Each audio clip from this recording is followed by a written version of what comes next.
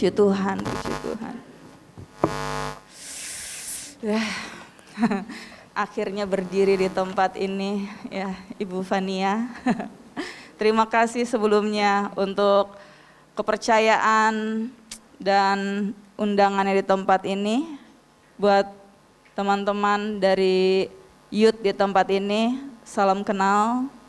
Beberapa saya sudah kenal ya. Tetapi beberapa belum kenal. Saya cukup grogi sebenarnya, dingin semua tangan saya ini bukan karena AC di tempat ini. Tapi saya terbiasa bekerja di luar dan tidak terbiasa berada di tempat ini. Apalagi ada kamera yang sedikit menakutkan. Tetapi Tuhan tolong ya, biar kita mengerti semua kebenaran firman Tuhan saat ini. Kebetulan kemarin saat saya pelayanan di salah satu gereja, kami membahas tentang insecure. Enggak boleh kita tuh insecure, kita harus percaya diri. Jadi, dan beberapa yang mendengarkan renungan ini ada di tempat ini. Jadi saya harus menunjukkan bahwa apa yang saya katakan itu harus saya lakukan. Harus percaya diri, amin? Harus percaya diri. Nah, sebelum saya menyampaikan kebenaran firman Tuhan, perkenalkan dulu. Nama saya Tera. Saya pelayanan dari Rumah Singgah Bina Bangsa, seperti yang sudah diketahui. Kami melayani anak-anak terlantar dan orang-orang yang membutuhkan di kota Tegal ini. Dan keberadaan kami saat ini ada di Jalan Metro. Untuk teman-teman yang ada di rumah, gaya ya, maupun yang ada di tempat ini, itulah saya. Jadi bisa dipanggil, nama saya bisa dipanggil Terah, atau yang muda-muda Kak Terah gitu ya. Ya, puji Tuhan, kita akan memulai kebenaran firman Tuhan pada sore hari ini. Inilah tema yang diberikan kepada saya, bisa dikeluarkan PowerPoint-nya, yaitu semua kita sama-sama membaca ya. 1, 2, 3. This is our time. Ya, inilah tema yang diberikan kepada saya. Sebenarnya waktu ditanyakan, Ci mau khotbah tema apa? Kayak gitu. Saya bilang khotbahnya, temanya dipakai sejak muda. Gitu. Oh ya, udah saya siapkan. Pas tampil ditayangin, this is our. Kok beda ya temanya ya? Aduh, tapi ya enggak apa-apa. Kesimpulan dari dipakai sejak muda adalah this is our time, iya kan? Itu kesimpulannya, bisa lah kita sambung-sambungkan gitu ya. Yang penting jadilah khotbah pada saat sore hari ini. Puji Tuhan, kita buka ayat pertama kita di slide berikutnya. Saya mengambil satu ayat, ini dia. Kita bisa membaca bersama-sama di Kejadian pasalnya yang pertama ayatnya yang ke-26. Terlihat semua ke depan atau ada yang bawa Alkitab, monggo dibuka. Kita baca dalam hitungan ketiga. 1, 2, 3. Baiklah kita menjadikan manusia menurut gambar dan rupa kita, supaya mereka berkuasa atas ikan-ikan di laut dan burung-burung di udara, dan atas ternak, dan atas seluruh bumi, dan atas segala binatang melata yang merayap di bumi. Puji Tuhan. Kenapa sih kok this is our time atau dipakai sejak muda? Saya mengeluarkan ayat ini untuk menjadi ayat pertama kita. Karena saat kita diciptakan di dunia, saat kita menjadi bayi, saat kita keluar dari perut seorang mama, kayak gitu. Itu Tuhan itu saat membentuk kita, Dia sedang membentuk orang-orang yang ditujukan untuk berkuasa di dunia ini. Inilah yang disebut. Nah, 2 ayat dari ini, Kejadian 1 ayat 28, kata-kata berkuasa atas seluruh makhluk hidup, itu dikeluarkan kembali, tetapi ada tambahan kata-kata, yaitu kata-katanya begini kira-kira. Beranak cuculah dan bertambahlah banyak. Berkuasalah atas ikan-ikan di laut, burung-burung di udara, dan lain sebagainya. Tetapi ada banyak anak-anak muda yang karena tidak mengerti tujuan hidupnya, yang tidak mengerti panggilan hidupnya, yang mereka ambil hanya beranak cuculah dan bertambah banyak. Sehingga ada banyak penduduk di Indonesia ini, di dunia ini, orang-orang yang terlahir tetapi mereka malah dikuasai, bukan berkuasa. Jadi perlu dipahami dulu sebelum kita semua mengerti akan melangkah kemana ke depan, perlu diketahui dulu untuk apa saya diciptakan. Untuk berkuasa. Ci, aku ini cuman seorang karyawan. Engkau harus berkuasa sebagai karyawan. Ci, aku ini hanya belum bekerja, aku hanya pelayan Tuhan di sebuah gereja. Berkuasalah di satu gereja, menguasai sesuatu dan jadilah berkat. Engkau harus berkuasa, kita semua harus memimpin. Kita semua harus menjadi dampak buat teman-teman yang lain. Kalau kita berkuasa, kita bertemu dengan yang tidak berkuasa, kita kuasai mereka untuk mereka berkuasa sehingga berkuasa lagi atas yang lain. Gitu. Saya mempunyai beberapa gambar di slide yang berikutnya.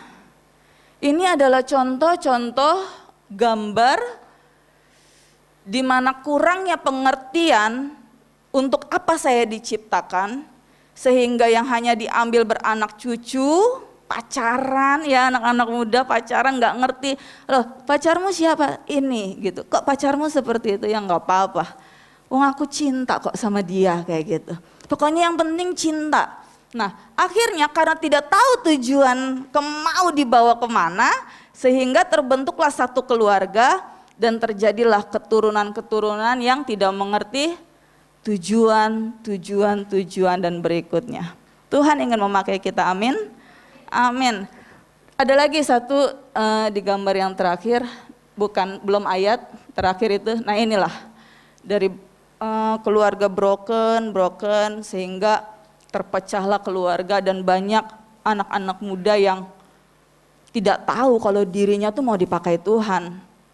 Sampai tua, sampai akhirnya habis usia. Mereka tidak melakukan apa-apa. Tapi biarlah firman Tuhan ini datang kepada diri saya, kebetulan saya juga masih muda gitu. Dan kepada kita semua yang ada di sini, supaya kita bisa lagi dipakai Tuhan lebih lagi. Kalau kita tahu bahwa manusia itu diciptakan Tuhan sangat berharga. Kemarin saya tanya ke suami saya, yang barang apa di dunia ini yang paling mahal, saya bilang gitu. Dia bingung, apa? Kamu nanya buat apa kayak gitu kan? Enggak minta, maksudnya tanya aja, apa yang paling mahal di dunia ini? Kendaraan deh, apa yang paling mahal? Di atas mobil ada pesawat, di atas pesawat ada apa? Jet. Di atas jet ada lagi yang lebih mahal. Teman-teman tahu nggak? Saya nggak tahu soalnya. Teman-teman tahu nggak di atas jet ada lagi nggak yang lebih mahal? Apa?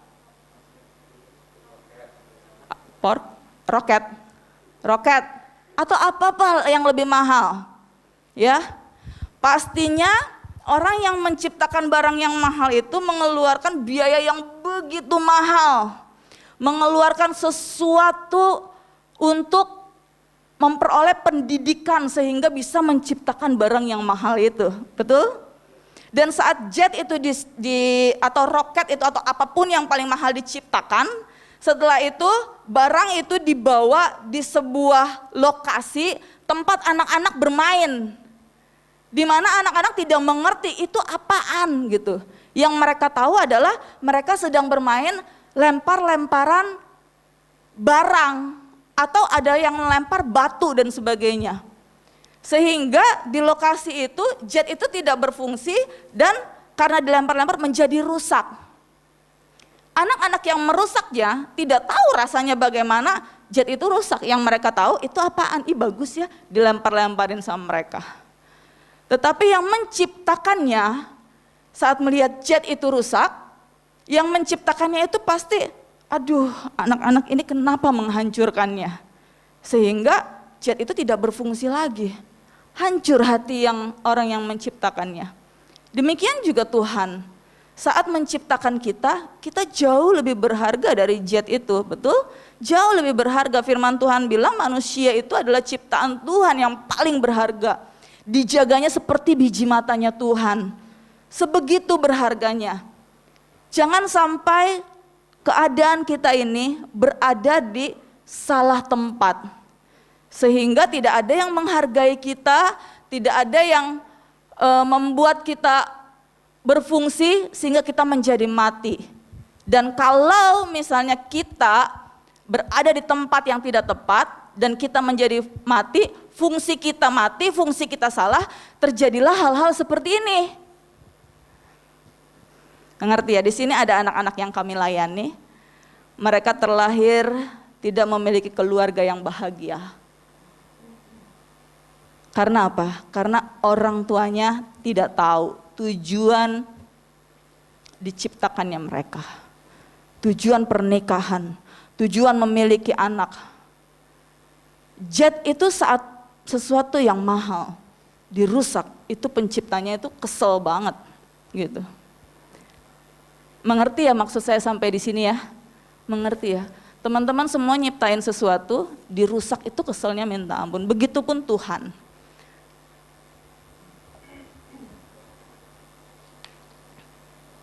Memang gambar-gambar yang saya keluarkan ini seperti untuk keluarga, tapi kenapa saya tayangkan di tempat ini? Untuk kita semua anak-anak muda belajar mengerti tujuan hidup kita. Jadi di sini yang masih kecil, zaman sekarang anak saya 4 tahun udah bisa suka-sukaan sama lawan jenisnya, ya. Yang muda-muda punya pacar itu hati-hati. Tuhan ingin engkau berkuasa. Jadi saat engkau berkuasa, carilah pasangan yang berkuasa juga sehingga engkau bersatu untuk menguasai dunia ini. Ya, slide berikutnya kita belajar dari bangsa Moab. Beberapa waktu lalu kami semua di rumah singgah itu setiap hari membaca Alkitab dan kita sedang mempelajari perjalanan Nabi Yeremia. Nabi Yeremia dijelaskan oleh Tuhan tentang bangsa-bangsa. Dan salah satunya saya ambil untuk sore hari ini untuk berbagi sharing dengan kita semua, yaitu tentang bangsa Moab. Dikatakan di ayat 11 dari pasal yang ke-48, sebelumnya ada ayat sebelumnya. Ayat 10 enggak ada ya? Oke. Nah, dikatakan begini. Terkutuklah orang yang melaksanakan pekerjaan Tuhan dengan lalai, dan terkutuklah orang yang menghambat pedangnya dari penumpahan darah. Ayat 11. Moab hidup aman dari sejak mudanya.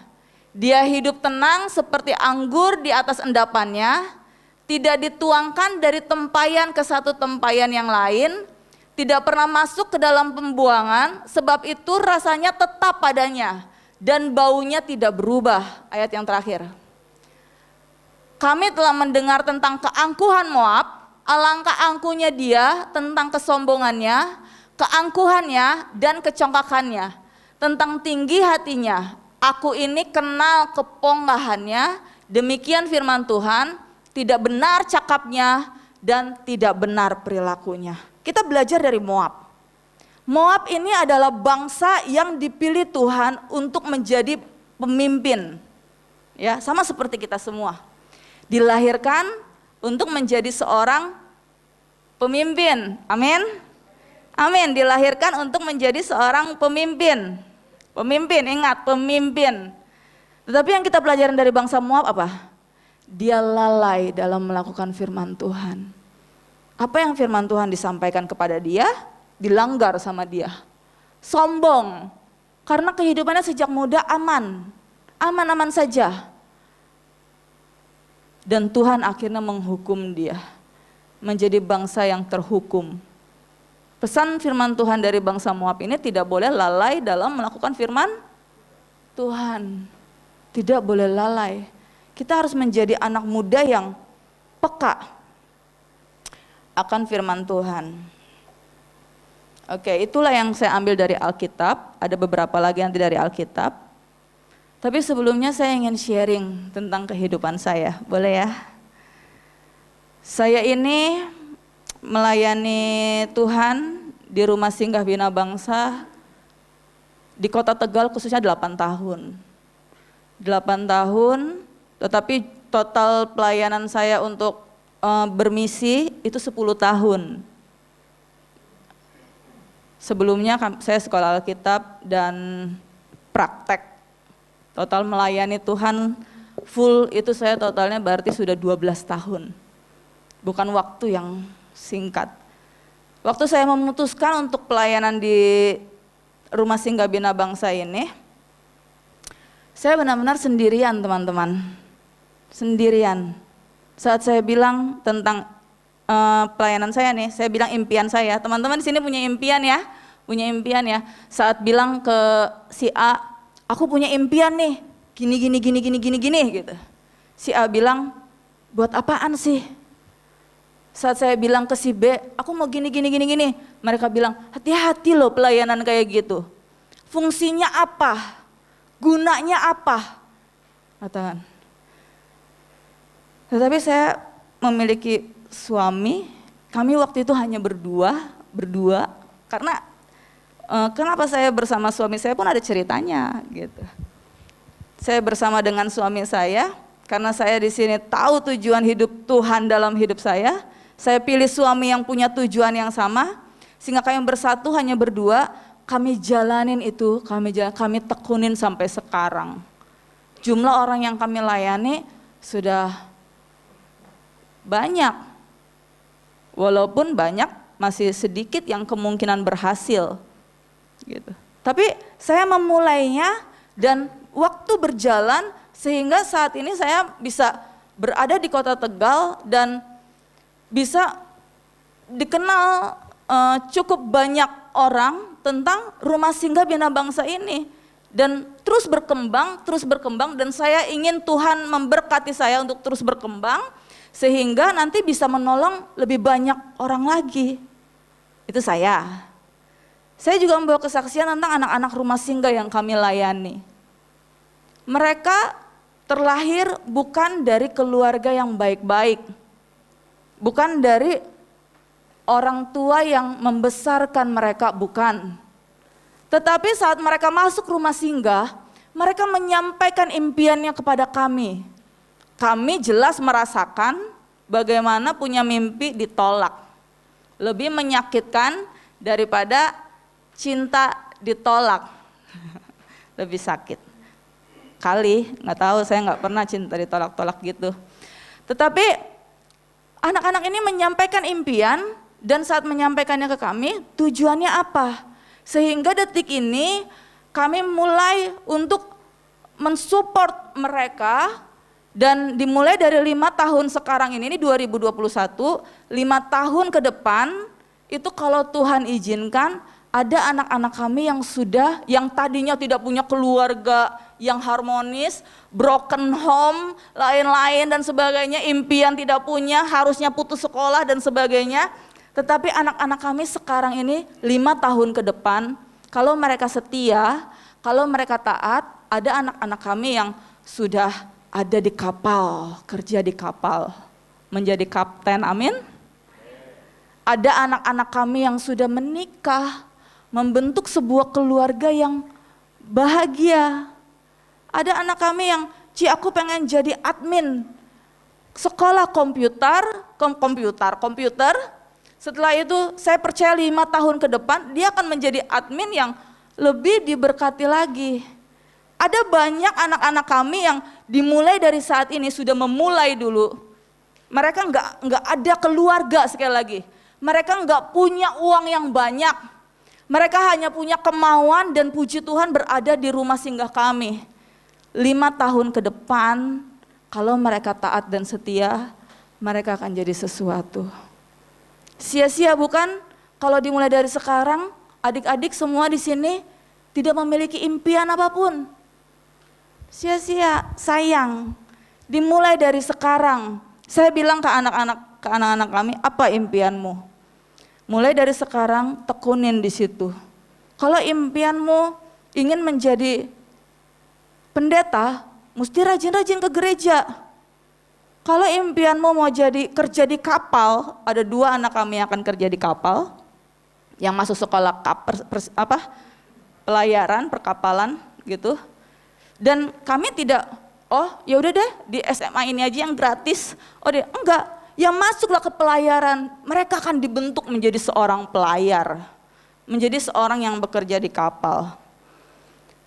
Bukan dari keluarga yang baik-baik, tapi dari hati yang mau memulai. Ya, miliki impian sejak saat ini. Mau jadi apa kalian di depan sana? Tuhan, engkau mau jadi apa? Tuhan tuh kalau ngasih impian enggak yang ece-ece. Yang bilang impian kita ece-ece itu manusia. Tetapi impian Tuhan itu tinggi sekali. Dan saat engkau takut akan Tuhan, saat engkau dengar suara Tuhan baik-baik, menjadi anak yang taat, engkau akan diarahkan ke sana. Ada lagi, saya siapkan satu video tapi nanti saja. Ada lagi ayat di dalam Roma pasalnya yang ke-8 ayat 31. Ini ya, biar kita sama-sama aktif, saya ingin kita semua membaca ya. 1, 2, 3.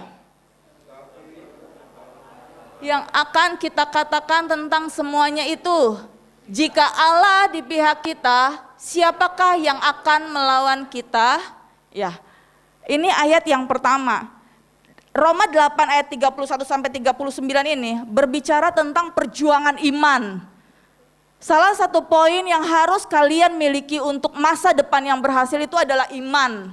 Kalian harus punya iman yang betul-betul kuat. Di saat kalian punya impian yang luar biasa di depan sana, kananmu tidak mendukungmu, kirimu tidak mendukungmu, depan belakang tidak mendukungmu, engkau tidak punya uang, engkau tidak punya keluarga yang mungkin mensupportmu, ketahuilah saat ini engkau punya Tuhan. Tuhan yang punya segalanya. Dia yang mampu memberikan engkau kekuatan untuk sampai ke sana. Kita butuh siapa lagi? Hanya Tuhan yang mampu ini. Maka dari itu setialah dengan Tuhan, taatlah dengan Tuhan. Ya, di ayat yang berikutnya dikatakan, Ia yang tidak menyayangkan anaknya sendiri, tetapi menyerahkannya bagi kita semua. Bagaimanakah mungkin Ia tidak mengaruniakan segala sesuatu kepada kita bersama-sama dengan Dia? Berikutnya, siapakah yang akan menggugat orang-orang pilihan Allah? Manusia bisa menggugat kita, semua orang bisa ngetawain kita, semua orang bisa menyepelekan kita. Tetapi kalau Tuhan di pihak kita, siapa yang bisa melawan kita? Allah yang membenarkan mereka. Siapakah yang akan menghukum mereka? Kristus Yesus yang telah mati, bahkan lebih lagi yang telah bangkit, yang juga duduk di sebelah kanan Allah yang maha menjadi pembela bagi kita. Berikutnya, siapakah yang akan memisahkan kita dari kasih Kristus? Penindasan, atau kesesakan, atau penganiayaan, atau kelaparan, atau ketelanjangan, atau bahaya, atau pedang. Setiap ayat yang saya kasih merah ini saya ingin sedikit kupas. Saya saat baca ayat ini saya sangat diberkati. Teman-teman, mungkin kita semua dibatasin ya, yang sekolah online saat ini. Yang bekerja sebagian ada yang online, sebagian ada yang terbatas sekali karena adanya COVID. Gitu. Ke gereja dibatas, semua kita dibatas kayak gitu. Tapi satu hal yang saya pengen kasih tahu ke teman-teman saat ini, jangan tinggalkan Tuhan. Taruh impianmu kepada Tuhan, taruh harapanmu kepada Tuhan Yesus. Percaya kalau Tuhan Yesus sanggup merubah kita semua. Siapa yang bisa memisahkan kita dari kasih Kristus? Jangan karena alasan COVID, jadi nilai saya jelek gitu. Online sih gini. Jangan. Kalau engkau punya Tuhan, engkau harus bertanggung jawab atas sekolahmu. Jangan karena pekerjaan, gini. Aku di PHK, aku diapain, dia segala macam. Engkau langsung beralasan, aku nggak bisa ke gereja, persembahan aja nggak ada, ini, itu dan sebagainya. Jangan membatasi. Apa yang bisa membatasi kita dengan Tuhan? Korbankan semuanya, rajin berdoa, rajin baca Alkitab. Jangan karena permasalahan di dunia ini sehingga itu menjadi batas kita kepada Tuhan.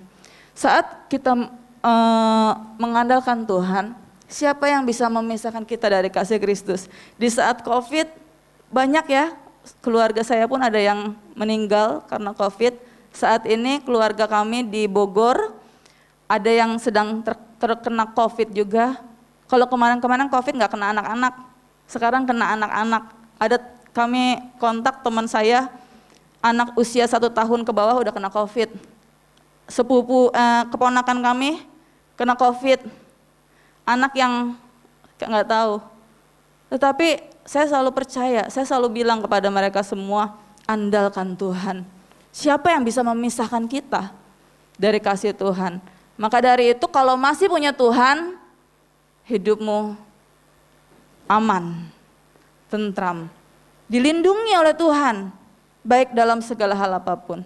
Saya sangat berharap kita semua itu menjadi orang-orang yang betul-betul dipakai Tuhan, betul-betul dipakai Tuhan. Saya bersyukur dengan adanya gereja ini, bersyukur kenal Fania, bersyukur kenal Vita dan teman-teman yang lainnya. Mereka orang-orang yang tidak jemu-jemu untuk menjemput, untuk berbuat baik dan sebagainya. Kalau adik-adik memiliki impian, kalau adik-adik memiliki harapan, tidak ada yang membela. Kanan, kiri, depan, belakang gak ada yang membela. Satu, Tuhan membela kalian. Kedua, kalian punya pemimpin yang akan membela kalian. Datang ke mereka. Saya dulu gak punya siapa-siapa.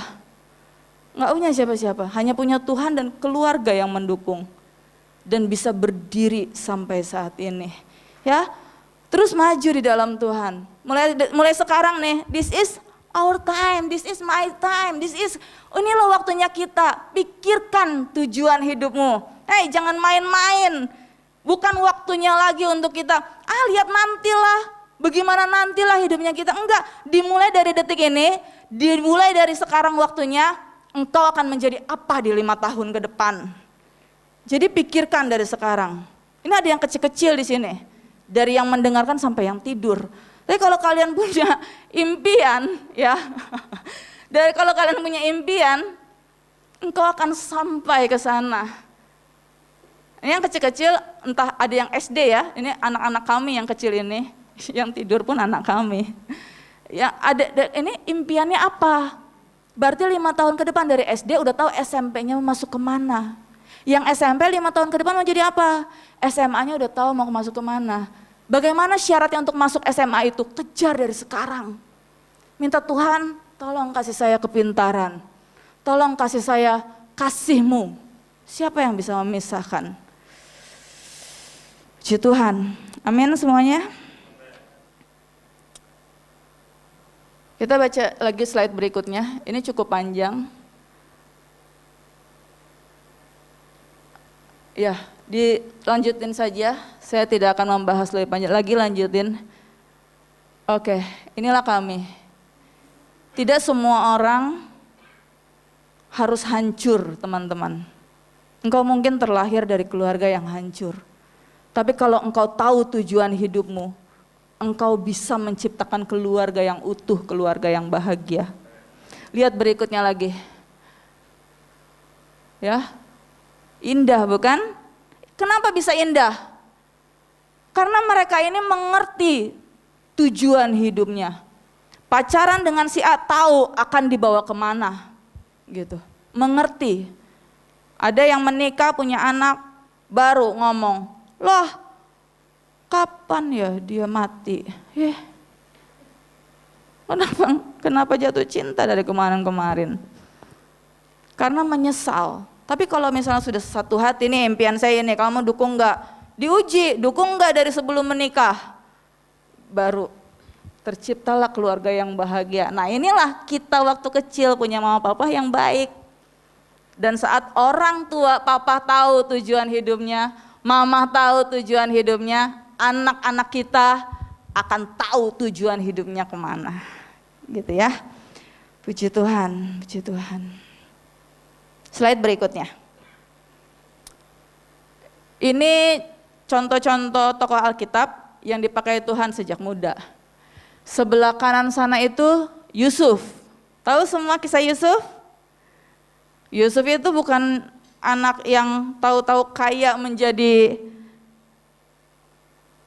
Perdana Menteri di Mesir, menjadi orang kedua setelah Firaun, bukan. Dia diproses dulu sama Tuhan. Dia anak kesayangannya, bapaknya. Lalu dia harus diasingkan dulu sama teman-temannya, sama keluarganya disepelein, dijual, difitnah, dihina, dipenjara dan sebagainya. Tapi dia itu taat akan Tuhan. Dia setia akan Tuhan. Pegang kunci ini, setia akan Tuhan. Sehingga Tuhan angkat dia menjadi pemimpin dari keluarganya. Sebelahnya itu, tahu nggak kisah tentang siapa? Daud. Daud melawan Goliat. Goliat berkata di Alkitab, saya nggak panjang ya. Goliat berkata, dia menyebut Daud itu seperti binatang. Aku ini besar, kok lawanku kecil. Binatangnya nggak disebut-sebut yang neko-neko. Masa lawanku dia? Itu. Tetapi anak muda yang dipakai oleh Tuhan selalu melawan masalah. Dia bilang gini, aku nggak punya apa-apa, tetapi aku berdiri berkuasa atas nama Tuhan. Sehingga masalah itu Daud bisa selesaikan. Dipakai Tuhan Daud, ya. Dia menjadi pejabat tinggi di kerajaan Babel dan Persia di usia 20 tahun. Siapa di sini yang usianya 20 tahun? Saya enggak. Saya 20 tahun ke atas. Nah, itu 20 tahun, cuman satu orang. Siapa yang di bawah 20 tahun? Nah, 20 tahun udah jadi pejabat tinggi. Ada lagi ayat yang mengatakan di slide berikutnya. Oh ini, siapa ini? Daniel di goa singa ya. Itu dia Daniel di goa singa. Dia setia akan Tuhan sehingga yang tadi menjadi pejabat tinggi di kerajaan Babel itu Daniel. Daud itu menjadi raja suku Israel di usianya yang ke-30 tahun dan sebelahnya itu adalah Timotius. Timotius itu temannya Rasul Paulus saat dia perjalanan penginjilan. Dan Timotius itu dibilangin sama Paulus, engkau masih muda, engkau harus dipakai Tuhan. Sehingga ada ayat yang kita kenal kan, jangan sampai engkau direndahkan karena engkau masih muda. Itu ayatnya Timotius. Pegang semua untuk kita. Terus menjadi pemuda yang dipakai oleh Tuhan. Inilah waktunya kita. Kata kerennya adalah this is our time. Ini waktunya kita. Ya. Oke, selesai. Ayat yang terakhir kita buka. Engkau memilihlah mau yang mana. Kita baca sama-sama yang terakhir. 1, 2, 3. Setiap orang yang mendengarkan perkataanku ini dan melakukannya, ia sama dengan orang yang bijaksana, yang mendirikan rumahnya di atas batu. Tetapi setiap orang yang mendengarkan perkataanku ini dan tidak melakukannya, ia sama dengan orang yang bodoh yang mendirikan rumahnya di atas pasir. Kau gak usah jauh-jauh, pergi ke Pai. Pegang pasir yang engkau pegang, taruh di ombak. Sedikit saja hancur, hilang, terombang-ambing, galau, bingung, entah kemana. Dan tidak berbentuk seperti itu lagi. Tetapi saat engkau melihat batu di sana, kau pegang. Sebesar apapun ombak yang datang menerjang, menimpa batu itu, dia akan terus seperti itu. Tetap, engkau tinggal pilih mau yang mana. Menjadi pelaku firman Tuhan atau seperti pasir. Kalau engkau memilih menjadi pelaku, engkau akan terus berjuang. Untuk menghadapi masalah hidupmu, engkau harus menjadi orang yang kuat. Engkau harus memulainya. Dimulai dari saat ini. Inilah waktunya kita. Di sini bukan anak muda saja. Ya, ada orang tua, ada yang lain dan sebagainya. Mulai dari sekarang, Tuhan, keluargaku harus menjadi seperti tujuan awal, yaitu berkuasa. Kalau anakmu dibully, kalau anakmu ajarkan mereka untuk hidup takut akan Tuhan, untuk hidup kuat dan lain sebagainya. Puji Tuhan. Saya minta tolong untuk dibukakan PowerPoint terakhir. Ini pesan buat teman-teman semua dari saya pada malam hari ini. Kata-katanya seperti ini. Anak muda yang hebat tidak dinilai dari apa yang ia punya sejak lahir.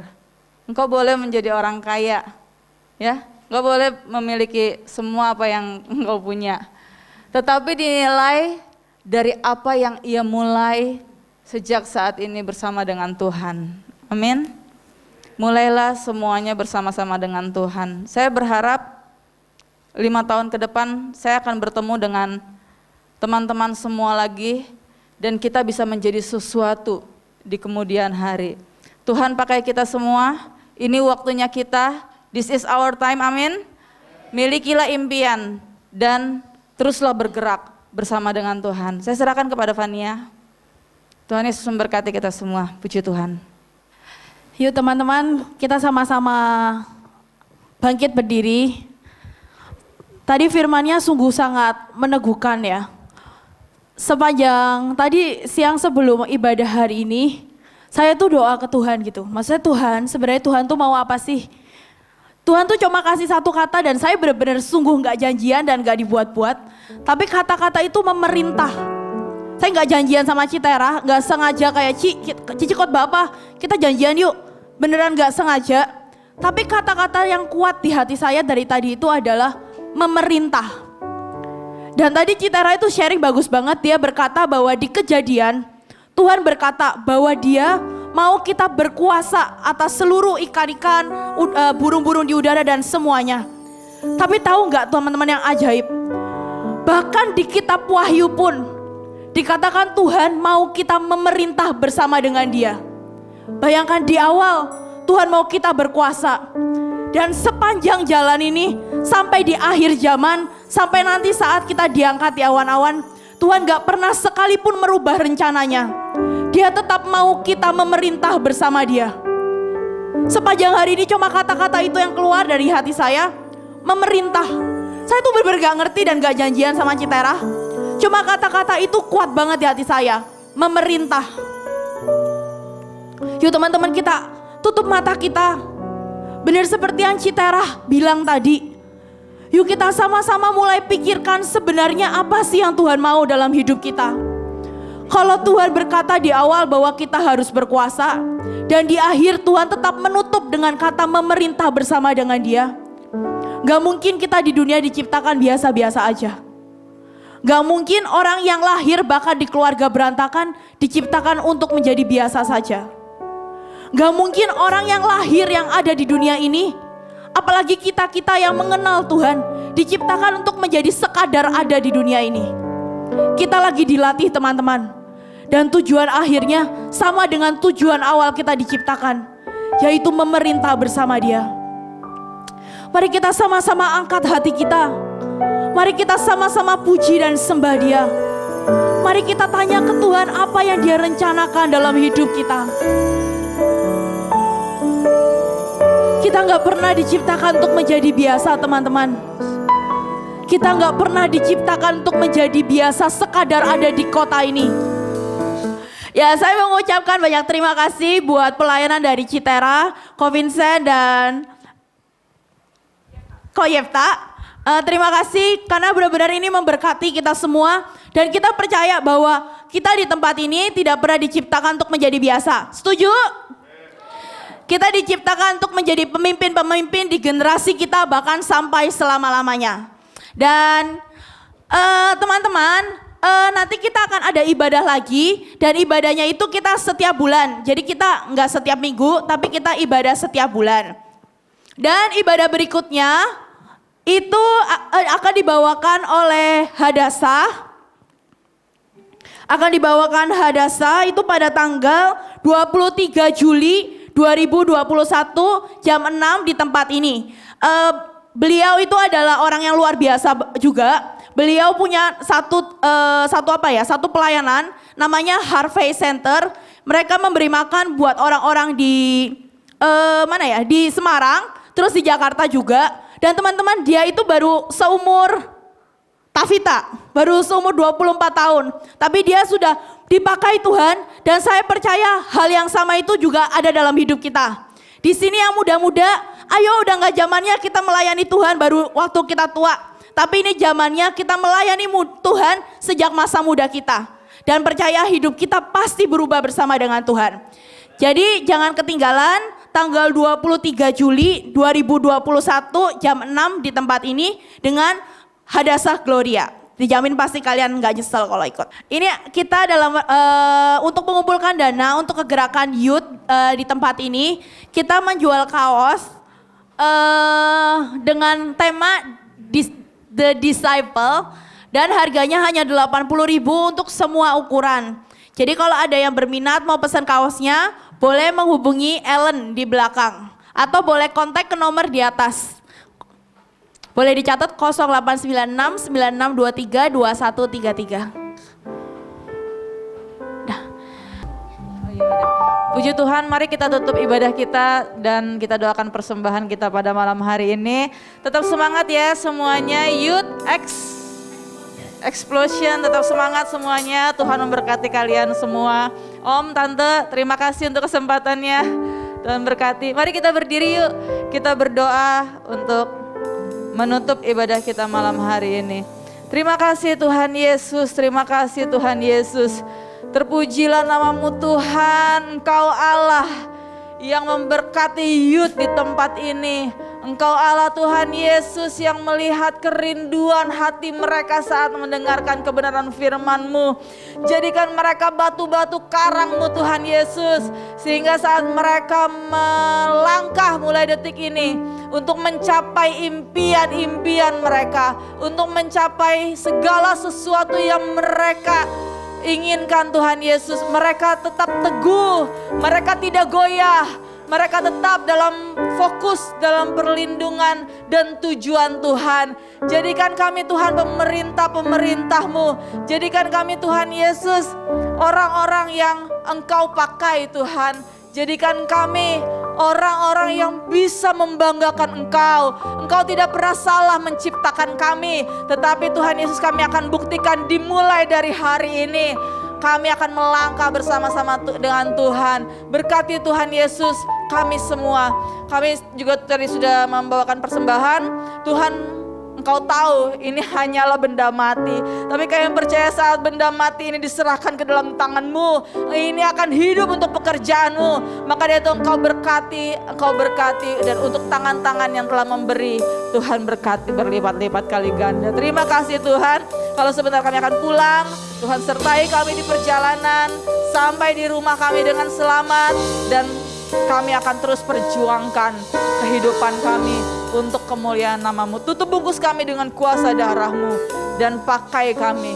Apapun yang Engkau inginkan dalam diri kami, pakai kami di dalam nama Tuhan Yesus. Inilah kami akhiri ibadah kami pada malam hari ini. Di dalam nama Tuhan Yesus, kami sudah berdoa dan mengucap syukur. Amin. Puji Tuhan.